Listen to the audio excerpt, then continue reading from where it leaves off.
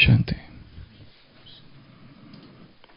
साधना के पथ पर क्यों डगमगाते पाँव मेरे, आज रह रह कर कसकते क्यों हृदय के घाव मेरे।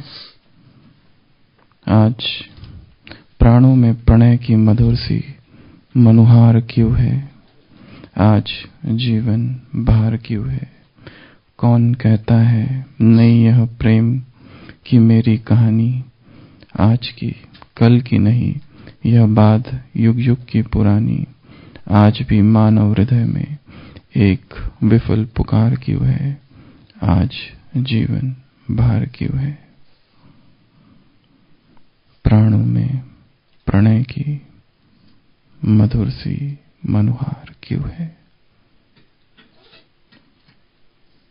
विरह एक ऐसी अवस्था है चेतना की जिसमें सुख भी है और दुख भी है। विरह अर्थात दूरी, विरह अर्थात जिससे प्रेम है उससे दूरी। दो ही अवस्थाएं हैं, एक है विरह, दूसरा है मिलन। विरह का लक्ष्य मिलन है और विरह में बड़ी पीड़ा है, बड़ा दर्द है, बड़ा भार है, आश है, इच्छा है मिलन की। और जब तक ऐसी विरह की अग्नि न जले, परमात्मा के लिए, भगवान के लिए उसके प्रेम का अनुभव भी नहीं होता। तो ईश्वरीय विरह, ईश्वरीय प्रेम का विरह, जब तक ऐसा विरह नहीं तब तक उसकी समीपता का, उसके सामीप्य का अनुभव भी नहीं। और ये विरह द्वापर से अब तक था। किस लिए था? क्योंकि वो मिल नहीं रहा था, क्योंकि उसकी खोज थी, उसकी तलाश थी, उसकी प्यास थी, उसकी आश थी, पर वो प्राप्त नहीं हो रहा था। और उसकी खोज थी और अब वो मिल गया।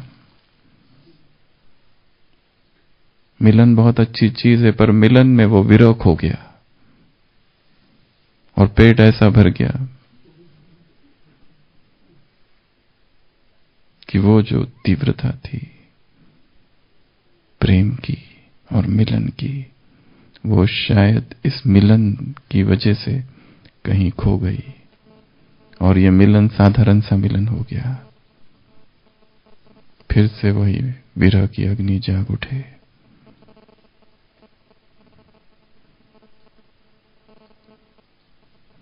पर्शिया की सबसे पहली महिला सूफी संत राबिया, उसको कोई पूछता है कि जब तुम नमाज पढ़ती हो तो खुदा नमाज के पहले तुम्हारे पास आता है या पहले तुम नमाज पढ़ती हो फिर खुदा आता है? कौन कब आता है? पहले खुदा आ जाता है फिर नमाज चालू करती हो, या पहले नमाज पढ़ती हो और फिर खुदा आता है? तो वो कहती है पहले खुदा आता है फिर मैं नमाज पढ़ती हूं। पर कोई उसे पूछता ये कैसे तुम्हें पता कि खुदा आ गया और फिर अब मुझे नमाज चालू करनी है? इसका क्या प्रमाण है कि खुदा आ चुका है और फिर तुम नमाज चालू करती हो? वो कहती है कि मैं नमाज पढ़ने से पहले ऐसी अवस्था में चली जाती हूं विरह की, और ऐसे अश्रु और ऐसी प्रेम की धारा बहने लगती है कि ये अनुभव हो ही जाता है कि वो आ गया। उसके प्रेम में, उसके प्यार में, उसके मोहब्बत इश्क में ऐसी खो जाती हूं, ऐसी डूब जाती हूं कि ऐसी प्रतीति, ऐसा अनुभव होता है कि वो आ चुका है और फिर मैं नमाज चालू करती हूं। यही प्रश्न ब्राह्मणों से भी पूछा जा सकता है। योग करते हो तो योग करने के बाद बाबा आता है या पहले वो आता है फिर योग चालू करते हो? या योग करते करते बीच में वो प्रवेश करता है,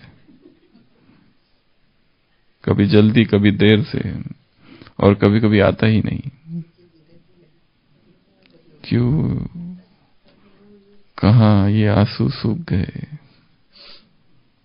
भक्ति मार्ग में बहुत आंसू बहाए, ज्ञान मार्ग में आंसू बहाना बंद हो गया। प्रेम के आंसू की बात कर रहे हैं, विरह के जो आंसू होते हैं, प्रेम के जो आंसू होते हैं, वो दुख के आंसू नहीं होते, रोने वाले आंसू नहीं होते। ये आंसू तो बड़े कीमती है और कोई विरला ही इसे बहा सकता है, और इस आंसू के लिए बड़े कीमत भी चुकानी पड़ती है। सहज ही परमात्मा के लिए आंसू आ जाए ऐसा हो नहीं सकता। विषय विराग ईश्वरीय अनुराग, जब तक विषयों से विराग नहीं, जब तक विषयों की आसक्ति मन में है, तब तक ये आंसू नहीं आते। तो जब तक वैष्णव नहीं बन जाते, आज का वरदान स्लोगन है सारी गंदगी से वैराग, तब तक ये आंसू भी नहीं आ सकते। तो ये आंसू बहुत कीमती है।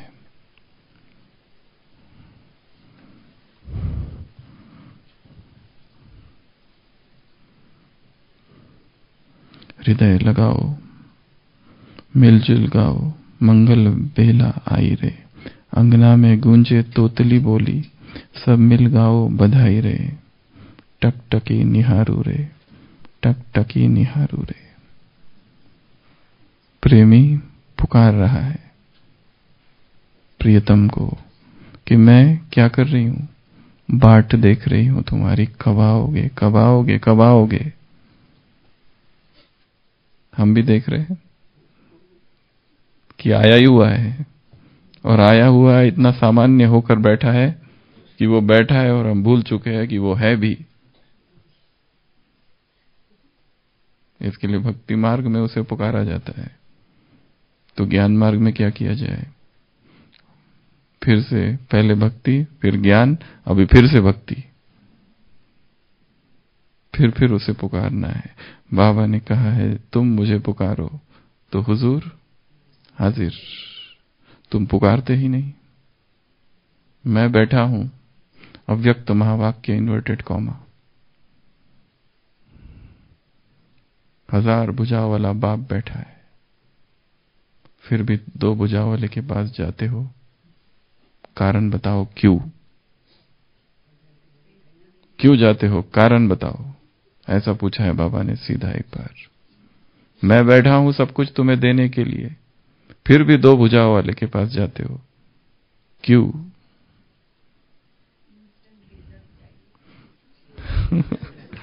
तो क्या मैं इंस्टेंट रिजल्ट नहीं देता हूं? क्या मुझे दिल से पुकारोगे तो मैं नहीं देता हूंगा? जब आत्मा पुकारेगी तो वो देगा, जब जबान पुकारेगी तो वो नहीं देगा। जब दिल से आर्तनाद निकलेगा तब वो देगा। और जब ऊपर ऊपर सतही, सुपरफिशियल, आर्टिफिशियल, कृत्रिम, तोता रटन, जब ऐसा पुकारोगे तो वो नहीं देगा। वो नहीं दे रहा है अर्थात उसके दोष उसमें नहीं है, खोट इधर है। खोट पुकार में है, मिश्रित है पुकार।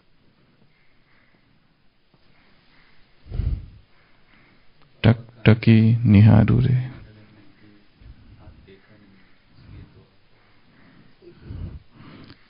टकी निहारू रे, टकी निहारू रे, बाट तकू तेरी, रास्ता सवारू रे, राह देखू तेरी। शबरी हर दिन अपनी कुटिया को सजाती है, शबरी हर दिन अपने आंगन को सजाती है, हर दिन वहां पर फूल डालती है। वो जो ऋषि आश्रम है, मतंग ऋषि का ऋषि, उसके जो बाकी सन्यासी है उसकी हंसी उड़ाते, तुम किस लिए ये करती हो? कौन? राम। वो तब से कर रही है जब राम का जन्म भी नहीं हुआ है, पर उसके गुरु ने कहा था कि राम आएंगे, तब से इंतजार कर रही है और थकती नहीं है, हारती नहीं है और आशा भी नहीं छोड़ती है। हर दिन नया उत्साह, हर दिन नया उमंग कि आज तो जरूर आएगा।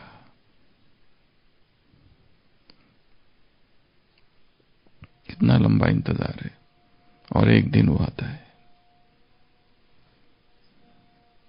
क्या हमारा इंतजार भी ऐसा ही है कि हृदय में तुम आ जाओ? अब परिचय प्राप्त हो गया, ज्ञान तो मिल गया, पर हृदय में वो है क्या?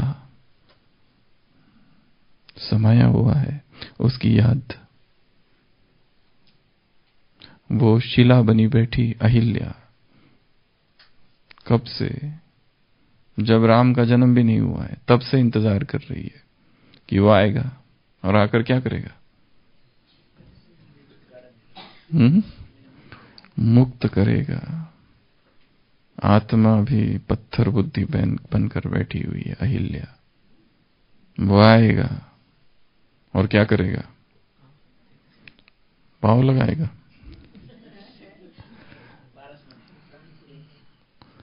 वो पाँव नहीं लगाता। तुलसीदास ने पाँव लगाने की बात नहीं की है। वाल्मीकि रामायण में पाँव लगाने की बात है। तुलसीदास ने तो कहा है, चरण रज चाहती कृपा करो रघुवीर। हे रघुवीर, तुम्हारे चरणों की धूली चाहती है केवल, बस उसी से उसका उद्धार होगा।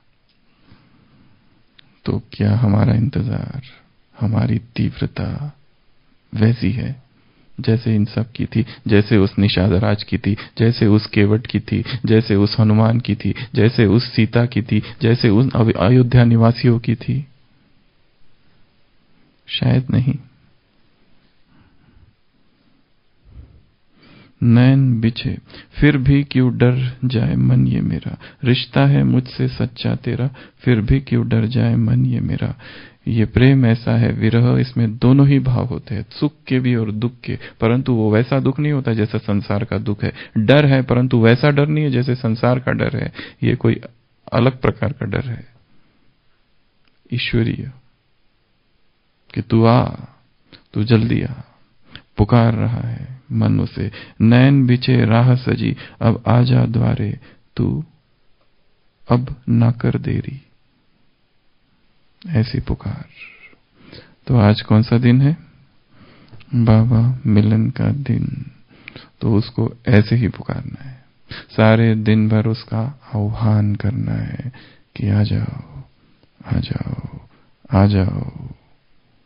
उस परम धाम से आकर हृदय में निवास करो, और निरंतर निवास करो, और निरंतर वहीं रहो, और फिर नहीं जाना एक बार आने के बाद, वहीं रहो। क्योंकि जहां वो है, जहां ज्ञान सूर्य है, वहां प्रकाश होगा हृदय में। वहां फिर कोई उलझन नहीं होगी, कोई कंफ्यूजन नहीं होगा, कोई डर नहीं होगा। जहां वो है वहां सफलता है, वरदान में है आज, वहां सब कुछ होगा। इसलिए पुकारना, और हर आहट कान धरू, अब आए तब आए। ये प्रेमी की अवस्था है, अब आएगा तब आएगा। हर बार खटखट होती है दरवाजे पर, लगता है वही आ गया। फूलों की हर क्यारी किलकारी सी गाए, जो भी आवाजें है ऐसा लगता है उसी की आवाज है, ऐसे लगता है वही पुकार रहा है। फिर भी क्यों सहमा है ये सवेरा, ये सवेरा सहमा है, डरा हुआ है फिर भी। रिश्ता है मुझसे सच्चा तेरा, फिर भी क्यों डर जाए मन ये मेरा। नैन बिछे राह सजी, सूरज के संग क्यों है रात अंधेरी। ये फिर भी कौन से बादल है, क्यों ये अंधेरा है? कौन है जो मन को इस मिलन से रोक रहा है? प्रेमी अपने आप से बातें कर रही है, प्रेमिका अपने आप से बातें कर रही है कि तुझसे और मुझ में ये जो मिलन होना चाहिए, इसमें कुछ तो बाधा है। सूरज आ रहा है, पर परंतु ये अंधेरा क्यों है, ये रात क्यों है, समझ नहीं आ रही है। शायद जरूर किसी श्रीमत का उल्लंघन किया है, इसलिए ये रात है। जरूर कोई ना कोई अपवित्रता है, इसलिए ये रात है। इसलिए वो मिलन वैसा नहीं हो रहा है जैसा होना चाहिए।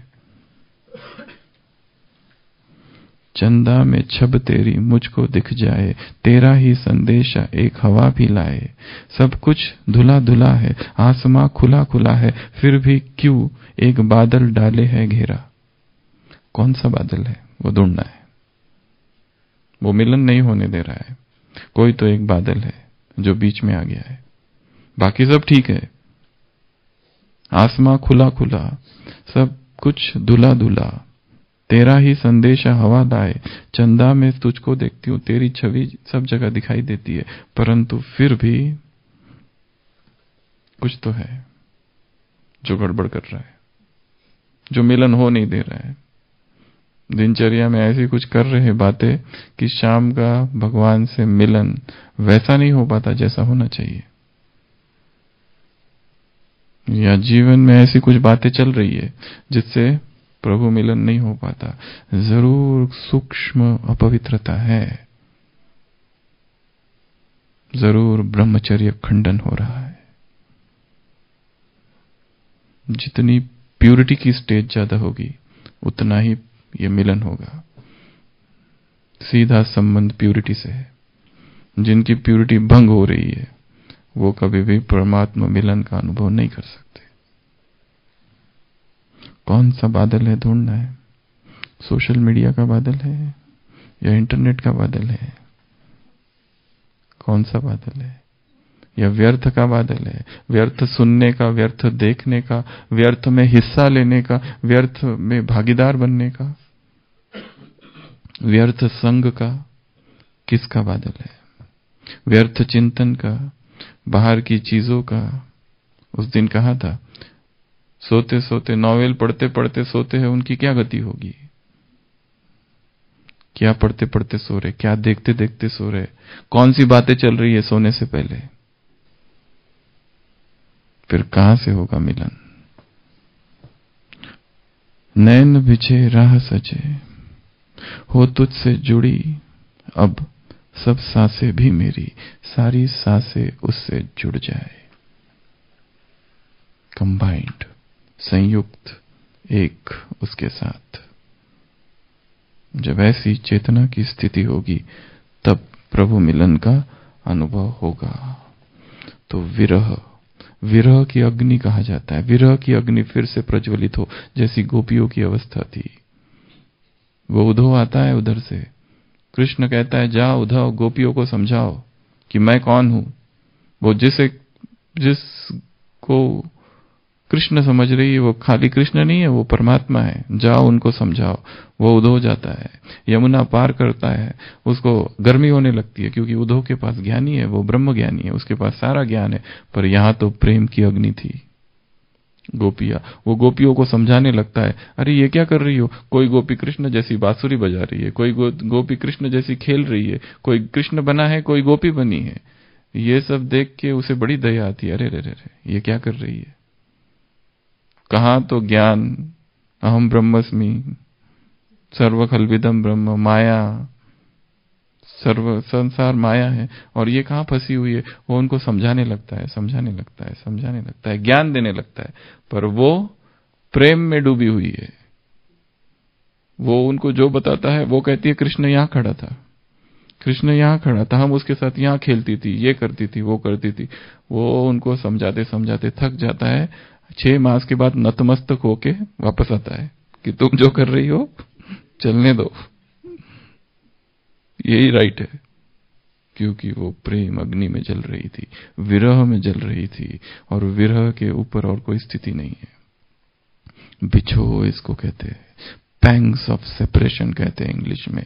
ऐसे पैंग्स ऑफ सेपरेशन इतिहास में ईस्टर्न वेस्टर्न, पूरब पश्चिम में जितने प्रभु प्रेमी हुए हैं सभी ने अनुभव किया है।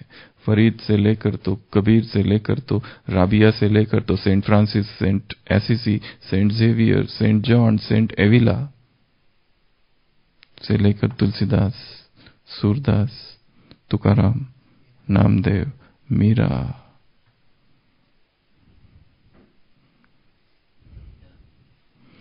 कबीर लिखता है, सुखिया सब संसार, खाए और सोए। कबीर लिखता है, सुखिया सब संसार, खाता है और सोता है, दुखिया दास कबीर, जागे और रोए। क्योंकि आंसू रुक नहीं रहे, क्योंकि प्रीतम दूर है। कब आएगा वो, कब आएगा वो, कब आएगा वो? ऐसी मिलन की तड़प हरि नीचे पाड़सो व्याघ्रे धरी नेले, मजला ही जाहले ऐसे देवा, नको देवराया अंता तपाहु, प्राणा सर्वथा जाहू पाए। जैसे प्राण निकल जाएगा अब तू नहीं मिला तो विरह, विरह की 10 दशाओं का वर्णन है। एक आत्मा जो भगवान से दूर है और जो मिलन मनाना चाहती है और जो उससे मिलना चाहती है, उसके प्यार में तड़प रही है, संसारिक व्यक्ति के प्यार में नहीं। ईश्वरीय विरह, ईश्वरीय विरह की 10 अवस्थाएं बताई है। सबसे पहली अवस्था है चिंता।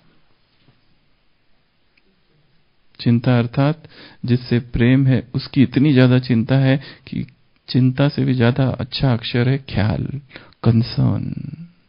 जैसे गोपियों का दिखाया हुआ है, गोपियों को चिंता है कि कृष्ण अभी जा रहा है वन में, उसके पैरों को कहीं कांटा न चुभ जाए, उसको कुछ हो ना जाए, ऐसी चिंता। मतलब दिन रात केवल उसी का ख्याल होता है। तो विरह अर्थात जिससे दूर है उसका ख्याल, उसकी चिंता, ओना फूरना, बस उसी का चिंतन चालू है। ये विरह की पहली दशा है। ये सारी दशाएं होनी चाहिए तो कहेंगे कि भगवान से प्यार है। अगर चिंता ही नहीं, उसका ख्याल ही नहीं, उसका कंसर्न ही नहीं, तो कैसे समझा जाएगा कि उसका प्यार है। एक भौतिकवादी होते हैं, चिंतित होते हैं। जैसे व्यक्ति अध्यात्म में आ जाता है चिंता से मुक्त हो जाता है, परंतु जैसे आगे बढ़ता है फिर से चिंताग्रस्त हो जाता है। पर ये जो चिंता है और वो संसार की जो चिंता है, इसमें अंतर है। वो लौकिक चिंता है, ये चिंता आप संपन्न बनने की है, ये चिंता आप उससे मिलन बनाने की है, ये चिंता है कि वो दूर क्यों है, वो आता क्यों नहीं, उसकी याद निरंतर क्यों नहीं है, ये चिंता। ये सबसे पहली अवस्था है। दूसरा है जागरण। जो प्रभु प्रेमी होता है उसको रात में कभी नींद नहीं आती। 2 बजे के बाद तो आ ही नहीं सकती, अगर आती है 2 बजे के बाद तो परमात्मा प्रेम की कमी है। सो कैसे सकते हैं, सो कैसे सकते हैं जब इतने सारे कार्य करने बाकी है, सारे विश्व को सकाश देनी बाकी है, सारा अशरीरीपन का अनुभव करना बाकी है।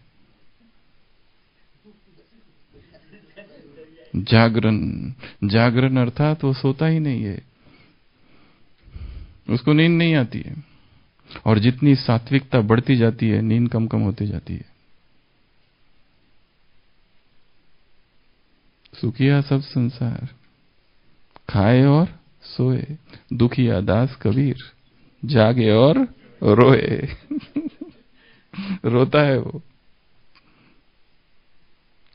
सेंट फ्रांसिस ऑफ एसीसी अपनी अवस्था का वर्णन करते हैं कि उनको नींद नहीं आ रही है, कैसे मैं सोऊं, वो कभी भी आ जाए तो द्वार पर आ जाए, वो ईसा मसीह आ जाएगा किसी रात को और मैं सोया हुआ दिखूंगा उसको, तो मैं क्यों सोऊं। वो उसकी राह तकते रहता है, देखते रहता है, अब आए तक तकी निहारू।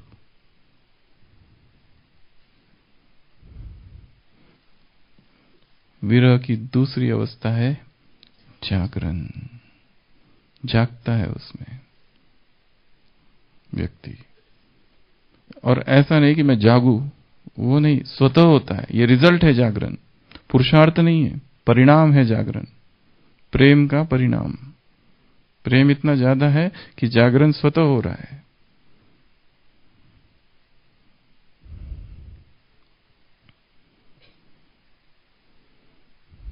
उसके बाद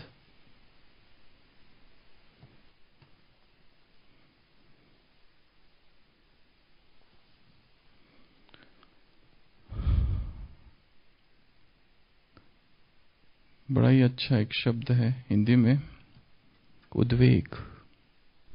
तीसरी दशा है विरह की, उद्वेग। उद्वेग अर्थात हलचल, मन में हलचल है, मन में दर्द है, टीस है, पीड़ा है, क्यों नहीं आ रहा है, क्यों नहीं आ रहा है, चिंता है एक। वो चिंता अलग, चिंता के भी आगे का स्वरूप है उद्वेग, उद्वलित चित्त, हलचल से भरा हुआ चित्त। परंतु ये संसारिक हलचल नहीं है, लौकिक हलचल नहीं है, भौतिकता वाली हलचल नहीं है, संसार की वस्तुओं के लिए हलचल नहीं है। ये हलचल ईश्वरीय हलचल है, उद्वेग है। यहां पर ये विरह की अवस्था है। हाँ, अपहीवल कह सकते हैं, उद्वेग, उद्वलित चित्त, ऐसी अवस्था। उसके बाद में है, संस्कृत शब्द है या हिंदी शब्द कृशता। कृश अर्थात सूख जाना। जैसे राम जी जब आते हैं लौट कर वन से और देखते हैं भरत को एकदम पतला दुबला सा हो गया है,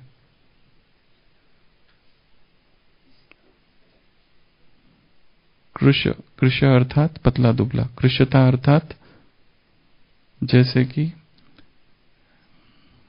क्या कहेंगे उसको, शरीर के भान का से परे है, शरीर का भान नहीं है वहां पर, आध्यात्मिक भाषा में कृशता।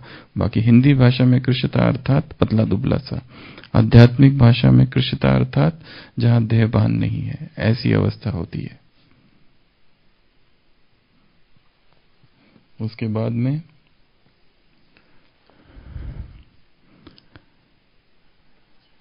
पांचवा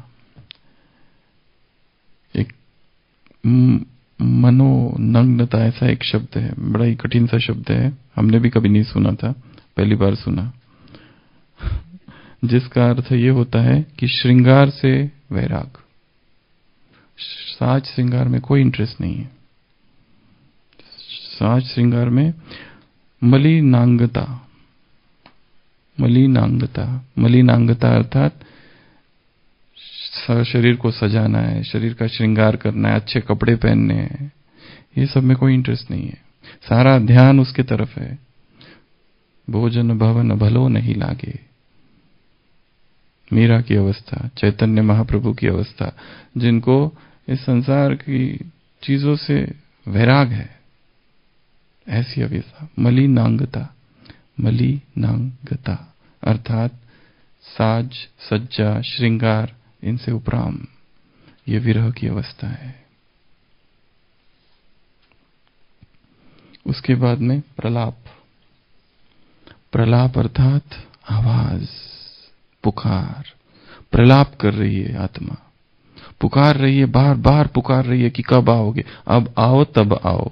क्या कहा गीत में, हर आहट कान धरू, अब आए तब आए, फूलों की हर क्यारी किलकारी सी गाए, जानती हूं आएगा तू, खुशियां बरसाएगा तू, फिर क्यों सहमा है ये सवेरा।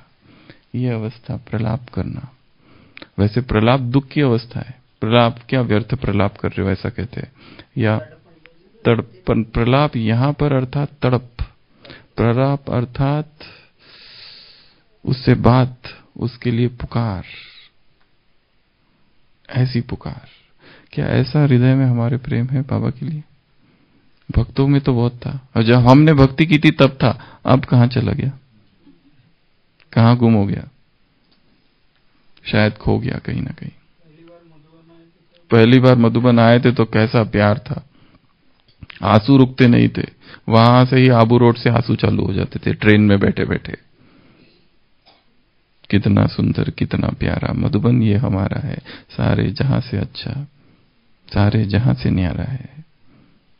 ऐसे ऐसे गीत आत्माएं गाती है, आबू आबू आबू।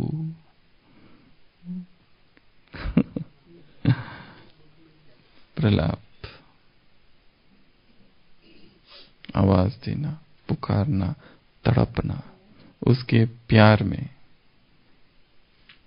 उसके बाद में व्याधि, अगला है व्याधि, प्रेम का रोग जहां लग जाता है, व्याधि की तरह है, ठीक ही नहीं होता है, कोई वैद्य इसको ठीक नहीं कर सकता, केवल वही यामि गुरुम भव भय वैद्यम, वो जब तक भव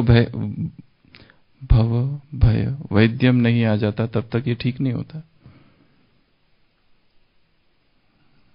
ऐसा रोग का रूप ले लेता है ये प्रेम। फिर उसमें कोई लोक लाज की चिंता नहीं, सासू कहे घर फोड़ी रे, मीरा कहे सारे लोक लाज को छोड़ देती है, लोग कहे मीरा भई बावरी, सासू कहे घर फोड़ी रे। घर को फोड़ने वाली है ये। लोग कहते पागल हो गई है ये, वो अवस्था। तो उसको कहते हैं व्याधि का रूप धारण करती है वो विरह। ऐसा ईश्वरीय प्रेम हो।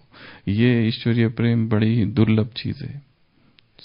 जहां संसार की चीजें, संसार की इच्छाएं, भौतिकता समाई हुई है, वहां ये शुद्ध अवस्था आ ही नहीं सकती कभी।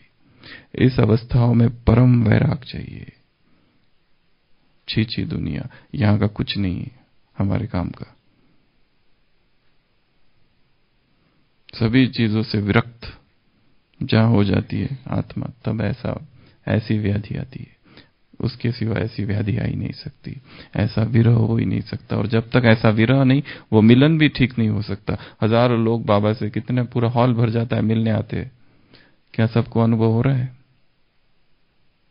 आधा ध्यान किसी और बातों पर है। बाबा से मिलन मनाने आ रहे हैं, परंतु आधा टाइम तो शांतिवन के बाहर घूमने में, शॉपिंग में लगे हुए हैं, कुछ कुछ बातें करने में लगे, किस किस से मिलने में लगे हुए। केवल इस भाव से आना कि हम मिलन मनाने आए हैं और तपस्या करने आए हैं, तभी मिलन होगा। प्रभु मिलन इतना सस्ता भी नहीं है कि आ जाओ और हो जाए, बैठ जाओ डायमंड हॉल में और हो जाए।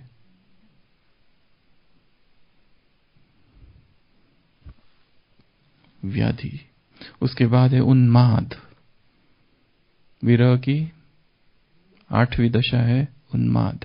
उन्माद अर्थात नशा, उन्माद अर्थात इंटॉक्सिकेशन, उन्माद अर्थात पागलपन। व्याधि से आगे की अवस्था। अब तो बेड पर पड़े थे, अभी पागल जैसे विक्षिप्त हो गए। इंसेनिटी। जैसे बाबा मुरलियों में कहते, किसी का पति खो जाए और वो आ जाए तो गलियों से बावरी के जैसे निकलती है। और तुम्हारा बाप आया है, पतियों का पति आया है, तो तुमको भी क्या करना चाहिए निखिलेश भाई? बावरी के जैसा निकल के भागना चाहिए।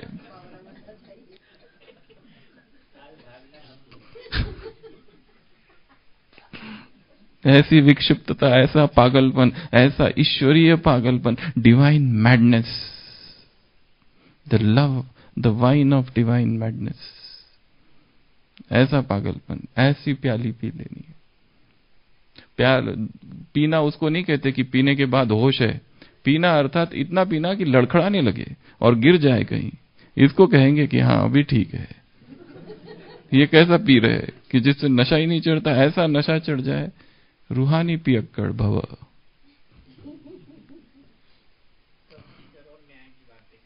हाँ, तो पी लेना अर्थात सुध बुध सब बिसरी, तुम मेरी लाखों राज हरी। सारी सुध बुध जिसमें बिसर जाए, खो जाए, भूल जाए, देह का भान ही भूल जाए। जैसे वो चैतन्य महाप्रभु की 3 अवस्थाएं दिखाते। एक अवस्था में पूरा जागृत है, हरे कृष्णा हरे कृष्णा हरे कृष्णा, गलियों में घूम रहा है, ढोल बजा रहा है, गा रहा है। दूसरी अवस्था है, उसमें वो गा नहीं रहा है, उसमें विरह है, हे कृष्ण हे कृष्ण हे कृष्ण। यहां गिरता है, वहां गिरता है, वहां दिखता है, वहां दिखता है, आग है जैसे अंदर विरह की। और तीसरी अवस्था है जहां कुछ भी नहीं कर रहा है, चुप है, खोया है समाधि में, जैसे उसके साथ एक हो गया है, कुछ नहीं बोलता है, मौन है, परम मौन। तो विरह की अवस्था है अगली उन्माद। उन्माद, ईश्वरीय उन्माद, वो विक्षिप्तता।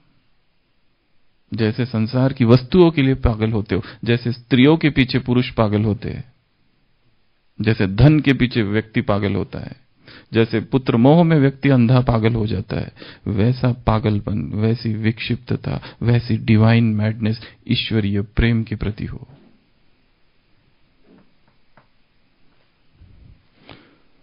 उसके बाद में मोह।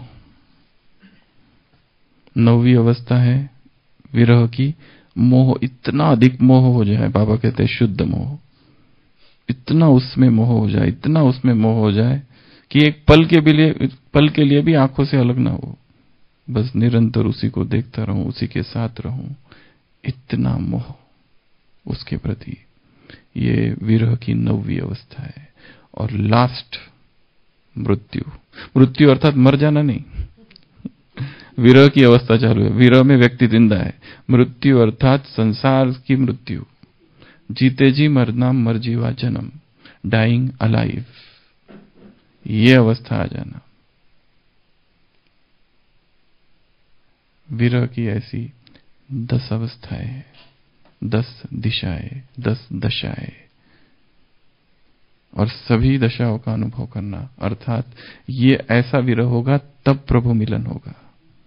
तो सबसे पहला बताया चिंता, उसका ख्याल, उसकी बातें, उसने क्या कहा, उसने ये कहा और मैंने किया नहीं, वो ये कहता है और मैंने अब तक नहीं किया, इसकी चिंता। वो ऐसा ऐसा कहता है फिर भी मैं नहीं करता हूं, क्या करूं?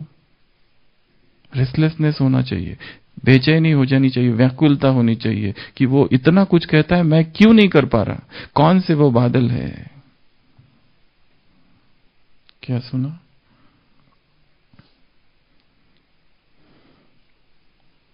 फिर भी क्यों एक बादल डाले है घेरा, रिश्ता है मुझसे सच्चा तेरा। आसमां खुला खुला है, सब कुछ धुला धुला है, तेरा ही संदेशा एक हवा भी लाए, चंदा में छप तेरी तुझको दिख जाए। सब कुछ जगह तू दिखता है, पर कोई तो एक काला बादल है जो बीच में आ जाता है। तो पहली अवस्था चेतना की, पहली दशा है चिंता ख्याल। दूसरा बताया जागरण। जागरण परिणाम होगा, परंतु शुरुआत की अवस्था में अभ्यास करना पड़ेगा ताकि जल्दी जाग जाओ। सुबह सुबह प्रभात के समय प्रातः स्मरामि, क्योंकि उसी समय उससे जो मिलन होता है वो दिन भर नहीं हो सकता, वो 3:30 बजे के बाद नहीं हो सकता, वो उसके पहले ही होगा जो होना है। जितना देरी से उतना ढीला मिलन, क्योंकि कंपटीशन बढ़ जाती है वहां पर। इसके लिए थोड़ा जल्दी करना पड़ेगा, और समय बहुत कम है, और विकर्म बहुत ज्यादा है, और पाप बहुत सारे हैं, परतें बहुत है आत्मा के ऊपर। कैसे पवित्र होगी, कैसे शुद्ध होगी, तप करना पड़ेगा। और सबसे बड़ी तपस्या अमृत वेला है। अगला उद्वेग, हलचल, स्पिरिचुअल हलचल, स्पिरिचुअल अपहीवल की अवस्था। उसके बाद में कृष्णता। कृष्णता अर्थात इसमें खान पान की आसक्ति कम हो जाती है, इंटरेस्ट नहीं रहता है भोजन विजन में। जैसे जैसे सात्विकता बढ़ती जाती है, कम से कम भोजन में शरीर चलता है, भोजन का कोई ख्याल नहीं रहता। अब ये खाऊं, वो खाऊं, ये बनाऊं, वो बनाऊं, क्या बन रहा है उधर, यहां क्या बना, वहां क्या बना, ब्रह्मा भोजन कहाँ है, इधर जाऊं उधर जाऊं, तुम्हारी थाली में ये सब्जी कहां से लाई, एक्स्ट्रा है क्या, ये तो जनरल में थी नहीं, कहां से मिली। संपूर्ण विरक्ति भोजन से। खा इसलिए रहे क्योंकि शरीर को ठीक रखना है, चलाना है। संगम युग है, इसी शरीर में भगवान मिला है, मानुष तन दुर्लभ है, इसलिए बुद्धि उसमें नहीं। और जितनी जितनी सात्विकता बढ़ेगी, भोजन में रस कम हो जाएगा। भोजन भवन भलो नहीं लागे, कुछ अच्छा नहीं लगता। ये प्रेमिका की अवस्था है। ईश्वर परम प्रेमी है, हम प्रेमिका है। उसके बाद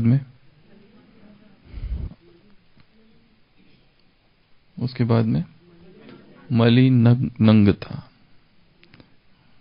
उसका अर्थ क्या होता है?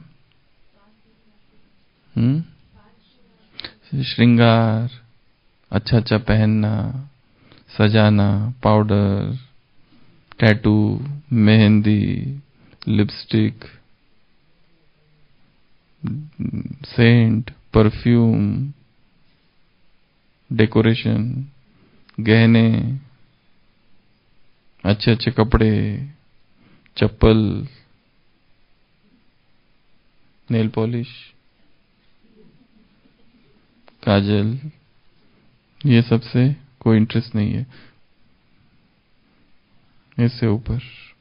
उसके बाद में प्रलाप, संसार व्यर्थ प्रलाप करता है, ये ईश्वरीय प्रलाप है। पुकार, संवाद, उसके बाद में व्याधि, व्याधि का रूप धारण कर लिए। ऐसी व्याधि कि जो ठीक ही ना हो, कोई वैद्य उसको ठीक ना कर पाए। The unhealing wound of God's love, Saint Francis ने लिखा है, I am struck with the divine arrow. ईश्वरीय प्रेम का तीर ऐसा चुभा है कि खून बहा जा रहा है और कोई भी ठीक नहीं कर पाता इसको। क्या करूं? व्याधि। उसके बाद में उन्माद, नशा, इंटॉक्सिकेशन, विक्षिप्तता। उसके बाद में मोह, इतना अधिक मोह बढ़ गया, इतना अधिक मोह कि एक पल भी उससे दूर नहीं जाने की इच्छा है, ऐसा ईश्वर के प्रति। फिर संसार से कितनी विरक्ति चाहिए यहां पर। यहां की कोई चीज हमें आकर्षित ना करे, सब व्यर्थ दिखाई दे, सब मरे पड़े हैं, सब मुर्दा है, सब लाशें हैं, किसी में कोई इंटरेस्ट नहीं। रिंचक मात्र संसार में इंटरेस्ट नहीं है। इंटरेस्ट केवल आध्यात्मिक पुरुषार्थ में है और अपनी सेवाओं में है और डिटैचमेंट है उसमें। बस यही बुद्धि में गूंज है। अगला मृत्यु, मौत, फना हो जाना। तो ये ऐसी 10 विरह की दशाएं है। तो सभी फिर से स्थिर बैठेंगे और स्वयं को ईश्वरीय प्रेम में इतना डुबो देंगे और उसी में आह्वान करेंगे कि शाम को बाबा जब तुम आओ तो ऐसा वरदान दे दो कि तेरा प्यार हृदय से कभी बाहर जाए ही ना।